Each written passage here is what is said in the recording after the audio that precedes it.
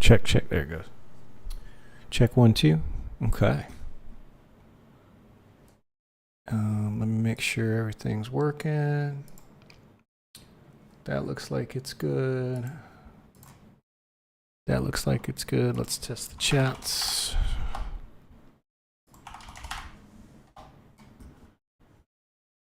Okay.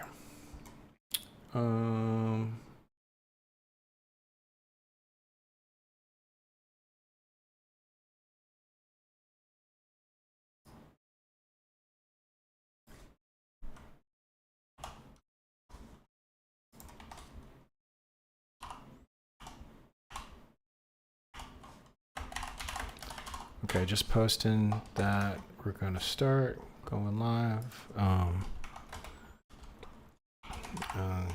Eating lunch, then job hunting. First. Okay. And then where's my food? Right over here. There we go. Okay. It's time to eat. And we're going to check out these videos. So this is Legendary Drops, and I'm already subscribed. He makes some good stuff. If I have one critique, he does tend to start repeating himself about halfway or 2/3 of the way through his video, but he's just kind of reinforcing his point. If that's how he wants to do it. Okay, so let's check it out. And I'm going to be stuffing my face. And then we got some job hunting after this, but we got lots of videos lined up. So here we go. Catch a few people off guard, but in my eyes, Xbox is essentially just becoming the American version of Ubisoft. And I mean that in the worst way possible. And I plan to prove my point because essentially these two companies have the same strategy. Make increasingly mediocre games, destroy your core franchises, increase your monetization, push subscription services. And the only difference between the two of them is that one is trying to buy their way to success and the other one has to sell themselves to somebody else to be successful. And we're talking about a company that was the one that normalized online multiplayer on consoles. The same company that normalized the control scheme that we use on controllers to play first-person shooters, even though I play mouse and keyboard. We're talking about the same company that defined an entire generation of gaming for basically players worldwide. While I can recognize their wins, I know that there's a lot of people that are out there that like Game Pass, and also at the same time, I am a huge fan of the fact that they got rid of console exclusivity. I've said this before, their best games are the games that they've bought, not the games that they've made, and that only works for so long, and I think I'm being proven right now. If you lack the leadership and the vision to be able to continue to produce high-quality franchises or create new ones, maintain the ones that you have, if your only option is to go out and buy other companies, you're just going to pass that rod on to them, and the cycle's just going to continue. Recently, Xbox laid Like how Hollywood is doing with turning books, like fantasy books, and I guess they're starting to make video game movies with the Minecraft and stuff. So like Hollywood's doing the same thing. Like Hollywood and the AAA industry both have the same problem. Laid off a lot of staff. They also shut down a bunch of studios, canceled a whole slew of games, both announced and some that were only rumored. And while I am all for this industry going to fat camp, you guys already know that. I think that smaller teams just make better games. I am struggling to see a future where Xbox succeeds before it drags the rest of the industry down with it. But before that, a word from today's sponsor. If you're in the market for a new PC, it's time to check out StarForge. I've been loving my new PC from StarForge Systems. It's incredibly quiet, sleek, and lightning fast. It's a way better build than I could do myself, and they've got something for everyone. They got Horizon PCs, which are great for your everyday gamer, much more affordable, and just great for a first-time user or even experienced players. You can kick it up a notch, go into their Navigator series that are packed with next-gen components, giving you some truly high-end performance. But if you're a content creator or an enthusiast like me, well, their Voyager series has everything that you're going to need. StarForge has a ton of incredible customization options with PCs inspired by popular games like Terraria and old-school RuneScape, anime like FreeRen, and even their own original designs. And if you really want to customize, they got limited run designs, plate lights, desk mats, and even posters to match your setup. Every PC is hand-built in Austin with premium quality and attention to detail, plus a 2-year parts and labor warranty. Starforge Systems, premium quality, white glove service, and all of it at an accessible price point. Follow the link in the pinned comment or the description below and check out Starforge Systems and find the PC of your dreams. Last week, Just want to say, that's the best deal that you can get right there is 2-year parts and warranty. Instead of building your own, you pay a little bit extra to get somebody else to build it for you, and you get a 2-year warranty on it. That's really good. Xbox laid off over 9,000 employees across the company. That includes multiple studios being shut down. The Initiative is gone. Perfect Dark is canceled. Everwild, Rare's next big thing that's been in development for nearly a decade, gone. These cuts were not just limited to flops or projects stuck in development hell. Even Call of Duty studios like Raven and Sledgehammer were hit. Turn 10, the Forza team, reportedly lost nearly half of its staff. Multiple Bethesda projects were canceled, and a brand new MMO from ZeniMax was scrapped as well. Now, as you guys know, I am all for this industry downsizing. These companies grew too big, too fast, and Xbox was one of the worst offenders. 24,000 employees in 2024 across all of their studios and support staff. And while they just laid off 9,000 employees, who knows how many new hires that they've quietly slotted in elsewhere. I've shown it before, but these layoffs always look massive on paper, but by the next time the next round hits, they've already hired back just as many people in different departments. So who knows if any of this is going to stick.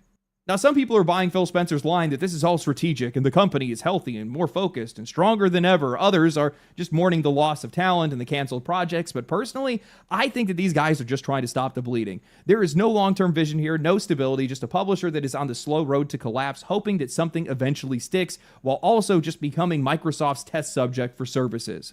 From where I'm standing, this does not look like a healthy company. Xbox is massive. It's one of the biggest publishers in the industry right now, but it feels weaker than ever. They went on a buying spree. They spent nearly $70 billion to acquire Activision Blizzard, and what do they have to show for it? A long list of mediocre releases, a solid Oblivion remake, Game Pass stalled out at 35 million subscribers, Diablo 4 on life support, Call of Duty seeing its lowest player count in years.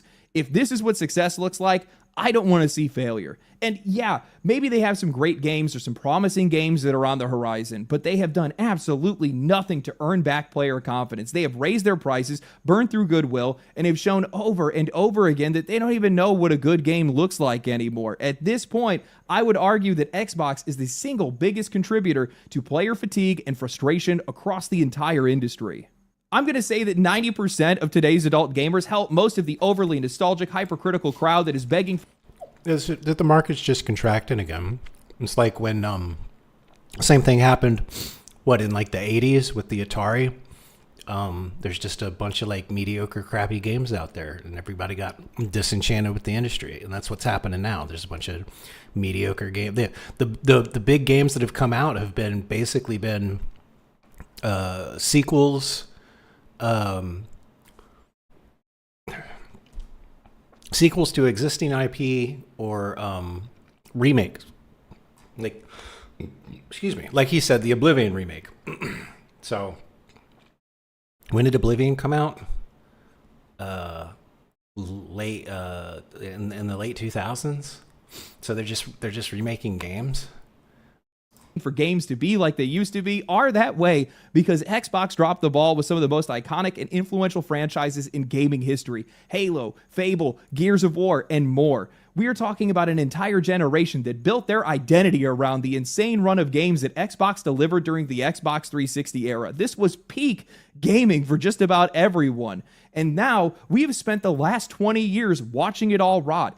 Watching Xbox go from an industry leader to one of the most painfully average publishers around, desperately trying to buy their way back into relevance, buy their way back into profitability, and failing at both. I was talking with one of my friends the other day and I asked a very simple question. I said, in the last 10 years, how many genuine hits has Xbox put out? Not just a decent game, not just something that reviewed well. I'm talking about a real undeniable hit, commercially successful, critically praised, the kind of game that dominates conversation and defines a platform. I mean, every single time we ever have a conversation about Xbox, it's never about that. It's almost always about how profitable Game Pass is or how much money Call of Duty brings in. But Xbox isn't a platform anymore. It is the single biggest publisher in the world. So if they are that big, what do they have to show for it? Forza Horizon 5 in 2021 did well, strong launch. It still has a relatively healthy player base right now. Sea of Thieves in 2018 is still active and still loved. Gears of War 5 in 2019 was solid, but I'm being generous including it here because it really didn't move the needle all that much. Doom Eternal was a banger, but that game also rode the wave of COVID lockdowns. The Oblivion remake this year was definitely polished, fairly priced, and made a ton of money for those guys. Now, some people are going to want to bring up Hi-Fi Rush. Great game, reviewed well, but it didn't sell, so that doesn't really matter. Others might try to throw in Starfield, which I'm sure had a really big day one, but the backlash against that game likely tanked any future sales, and Bethesda has already completely abandoned it. You know what? Just to be generous, I'll even throw in Black Ops 6. That is 6 games in 10 years. 6 games from a publisher owned by a company worth $3 trillion with 23 studios under its belt. And yeah, those 6 did fine. A couple of other games did all right. But I can't be the only one that's noticing how the wealthiest publisher on the planet, the one with the most IP, the most resources, the most studios, struggles to ship a game that is actually worth our time. From where I am standing, this should be a company that is dropping blockbusters, games that make the entire industry stop. And now I get it, this part is subjective, but tell me, with all those resources, all that talent, all that money, how is Xbox still not delivered a single Elden Ring, not a Baldur's Gate 3, not a Tears of the Kingdom, not a Helldivers 2, Black Myth Wukong, or even an Expedition 33? And that is what drives me crazy, because they have some of the most beloved studios and franchises in the world, yet somehow still end up canceling half of those projects, or releasing some of the most 7 out of 10 games in the industry. At this point, the only thing people associate Xbox with is Game Pass, or how much money they're making off of Activision, because that's all they really are now. You know, more recently, I did try to take a more positive, or at least optimistic view of Xbox. I gave them credit. The move away from console exclusives, that is just a good thing for the industry. They priced the Oblivion remake fairly. I want to see more of that. And at first, I saw it as smart, forward-thinking business decisions, but the more that I sit with it, the more I realize that it wasn't strategy, it was necessity. I mean, when your most recent releases include Redfall, Starfield, Avowed, Indiana Jones, Hellblade 2, Doom the Dark Ages, and South of Midnight, with the Oblivion remake and the Indiana Jones game maybe being the best solid outliers there, games that either underdelivered, nobody wanted, or never generated that much hype to begin with, you don't have the luxury of being exclusive. You have to put those games anywhere you can, otherwise you're not going to be making your money back. Right now, the biggest games that they have in their pipeline are Gears of War EA, Fable, Ninja Gaiden, The Outer Worlds 2, Clockwork Revolution, and Black Ops 7. And to be fair, there's some solid stuff on that list. But for a publisher this massive, that's built entirely around Game Pass, and they need to feed that ecosystem, I just don't see the math working. And even if these titles sound promising on paper, there is no guarantee that they're actually going to make it to market, or if they'll be any good when they do. Now, out of all of these games, Black Ops 6, Gears of War EA, Ninja Gaiden, and maybe Fable are the ones that I see having the most potential to make an impact, and even Fable is going to be a bit of a coin toss because we've barely seen any gameplay. Expectations for that game are already low, and at this point, I would not be surprised if it quietly just disappears. Call of Duty is going to keep printing money for these guys, at least until somebody finally builds a better competitor, and I think that there is an audience for Gears. I originally didn't, but seeing that Space Marine 2 just crossed 7 million copies sold, well, that proves that there's still a market for that kind of game as long as it's done right. Ninja Gaiden, on the other hand, is being co-developed by Team Ninja and Platinum Games, which should be a big deal. Character action games are thriving again, and I could easily see this game doing well, but then I remember these games are going to be $80. And now look, I get it. If the game is good, people are going to buy it, but that only goes so far. Space Marine 2 was $60. It didn't overstay its welcome, didn't try to be more than it was. I liked it. I liked it a lot, to be honest with you, but even then, I wouldn't have paid $80 for that game. Gears of War is going to offer the exact same core experience, just at a higher price. Same with Ninja Gaiden. And when you're operating with Xbox's current track record, that kind of pricing doesn't just feel risky, it feels delusional. In a lot of cases with these layoffs and closures and cancellations, I always see it as an opportunity to be able to make more focused teams. And maybe that's going to happen with some of these studios, but in Xbox's case, I think for them, the reason why they're doing it is that they walked into Activision Blizzard and didn't realize that they just bought Bobby's baggage. They bought Activision at its peak right before it was going to start. Hey, Flame Mage, welcome to the stream. We're gonna finish this video, and then I might have to stop the stream for like an hour or two, and then start again. I'm not feeling 100%. I don't know why. I'm feeling a little. Anyway, let's just watch the video. This guy is saying Xbox is falling apart, and he makes a lot of good points. It's like like I was saying earlier, Microsoft has the same problem Hollywood does.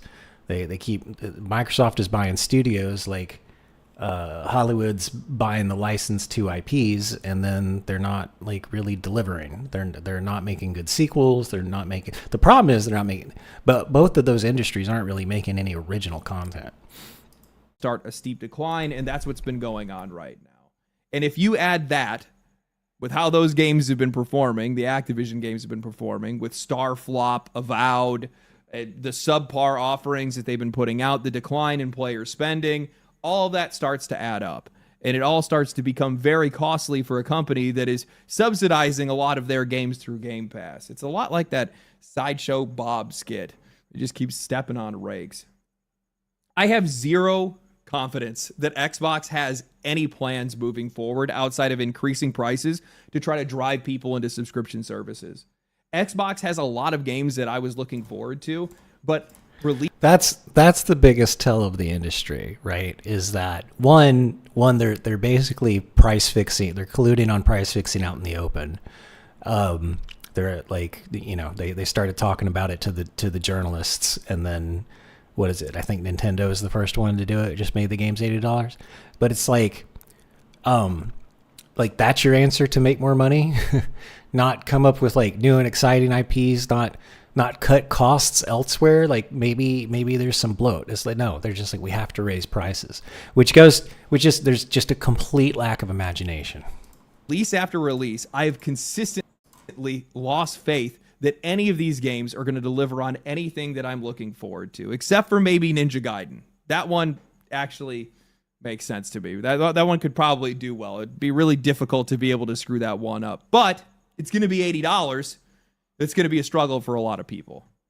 Avowed and Doom the Dark Ages are what really black-pilled me on Xbox, because I was really looking forward to those games. I really had hoped that those games were going to be good, but the closer we got to release, the more weird things started to feel, and then it hit me that these guys really do want to become the Netflix of gaming. They keep making these games and shaping them to be for the most broadest audience possible, trying to cast this wide net and drag as many players just like Hollywood into their ecosystem as they can. And as a result, it makes for some of the most lukewarm, generic, stale games that are in the industry right now. Like I said, they are the producer of some of the most 7 out of 10 games in the entire industry. When I saw that they changed Doom the Dark Ages difficulty from I'm Too Young to Die to Aspiring Slayer, and then they got rid of the baby bonnet and pacifier image for the difficulty, I knew that game was cooked. Imagine trying to make a Doom that doesn't offend anybody. What are you doing, dude? But that's who Xbox is now. That's what they're trying to aim for. That's the future that they're looking for. And when I start looking at the decisions that they've made, both as a publisher and also as a platform, I sit back and I ask, how does Phil Spencer have a job still? Genuinely. He's been doing this since the Xbox One, and I don't really see them getting any better. They bought a lot of companies, but that doesn't necessarily mean that you're any better than you were. And then I realized he's not the one making the decisions. Microsoft is. Sometime last year, I made a video where I was talking about the history of Xbox, and I pulled from their official documentary, and I layered in some of my own commentary, and I talked about where I thought things went wrong. But there was one thing that I missed, something that in hindsight was staring me right in the face. From the very beginning, the people who built the original Xbox were doing everything they could to keep Microsoft out of it. I mean, when they made the original Xbox operating system, the team had to actually sneak into Microsoft's headquarters just to steal the Windows kernel to get around not putting the entire Windows operating system on the Xbox like Bill Gates had demanded, something that ended up leading to most of those team members almost losing their jobs while also being screamed at by Gates for hours on end. For a while, Microsoft gave the Xbox team room to breathe, and it paid off. The original Xbox was bold. The Xbox 360 was a generational success. They weren't just good consoles. They helped redefine what console gaming could be. Xbox Live, digital storefronts, party chat. These are features that shape today's gaming industry. This is where they were born. It felt like a platform that was built by people who actually played games and cared about them. But that momentum didn't last. Microsoft restructured. Jay Allard, the creative mind behind the Xbox 360, was pushed out. Don Matrick stepped in, and slowly the priorities changed. Games and players stopped being the focus. It was never Microsoft that ever had the vision for this. It was always the Xbox team, most of whom aren't even at the company anymore. They've since been replaced by Microsoft yes men like Phil Spencer, who's been there for nearly 40 years, Matt Booty, and Sarah Bond. I think that it's Microsoft's influence that has shaped Xbox over the past decade, and it's the heart of where everything has gone wrong for these guys. It's why Halo is dead, why Gears of War is forgotten, why so many of their franchises have lost their cultural weight. Microsoft does not treat games like creative works. They treat them like software, products with a roadmap, a UI, a monetization cycle, no iteration, no risk, just content for a pipeline, all built to serve Game Pass, but never the player. I mean, you can feel it in how their games play, how sterile they are, how safe they are. They're built to look good in trailers, not to say anything, not to do anything, not to be anything. They're just not very good video games. They aren't. This I'm watching this gameplay here. It does not look like a very good video game to me. Evolutions of It looks like Doom that was made to be played with a controller, and you already know my feelings on that. past successes. They're just hollow imitations, attempts to recreate something that worked before without understanding why it worked in the first place. It's not about making great games for these guys. It's about hitting demographics and padding out their portfolio.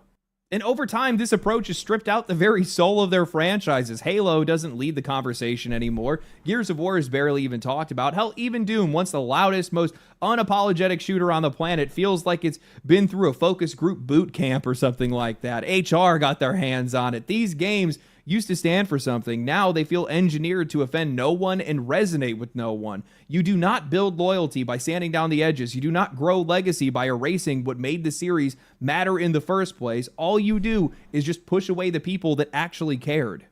It just feels like the bigger the project, the less they seem to matter. Halo, Gears, Doom, Fable, hell, even the Oblivion remake, despite being great, still ended up catching the censorship hammer. These are franchises that used to lead the industry, and now they just feel like stripped down versions of something that once used to have teeth. Each new entry is a little safer, a little flatter, sanded down for mass appeal and market tested into irrelevance. And that's the world that Xbox is building. The more money that they pour in, the more generic the result. Not because the talent isn't there, but because creativity doesn't survive when it's forced to justify itself as content for Game Pass. These games are not built to last. They're just deliverables designed to hit a window and then disappear. So no, it's not that Xbox can't make good games. It's that the further up the chain you go, the more those games get smothered because they need to be everything for everyone all at once.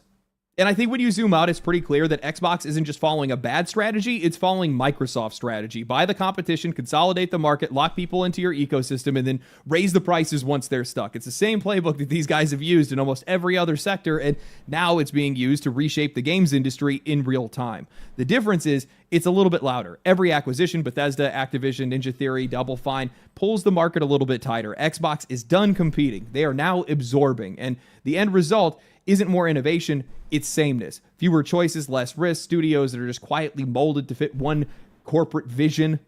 This isn't about creative synergy, it's about control. A vertically integrated pipeline where Xbox owns the storefront, the services, the studios, and if reports are true, they're not even going to need developers anymore because, well, we're hearing that the layoffs were actually for AI. And yeah, AI was always going to be coming for some of these creative jobs, but the speed of this pivot feels less like innovation and more like desperation. Microsoft sees AI the same way that they saw Game Pass, as a silver bullet, something to cut costs, boost margins, and automate risk before anybody else figures out if it even works or not.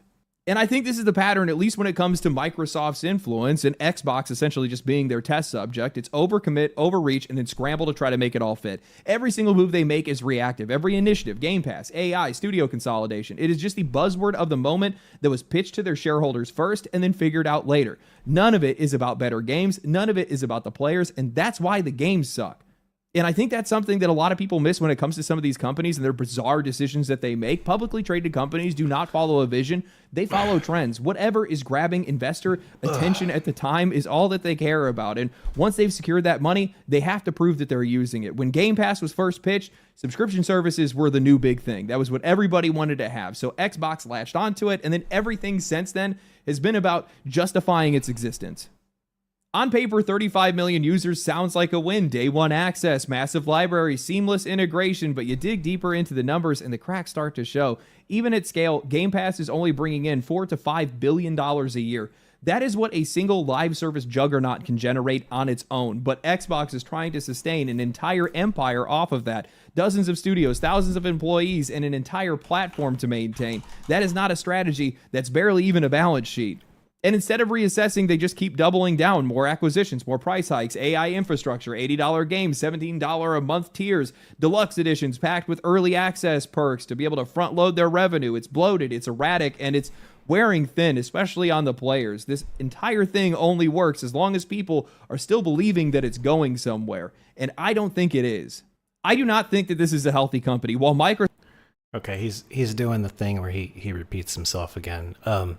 I'm actually I'm gonna start the stream in like an hour or two. I ate and now I'm not feeling that good, so I'm just gonna wait for this to pass and then I'll be back because the power went out earlier and it was out for like 3 hours, so I couldn't actually start my day when I wanted to. It just threw everything off. So I'm gonna get some rest. I'll be back and get the job hunting done because I have to get that done today, and then we'll move on to working on that script. So I didn't think I was going to feel bad all of a sudden after I ate something, but I am. So I'm just going to wait for this to pass. I don't know how long it's going to take. I'm just going to go lay down, and I'll be back as soon as I'm feeling better.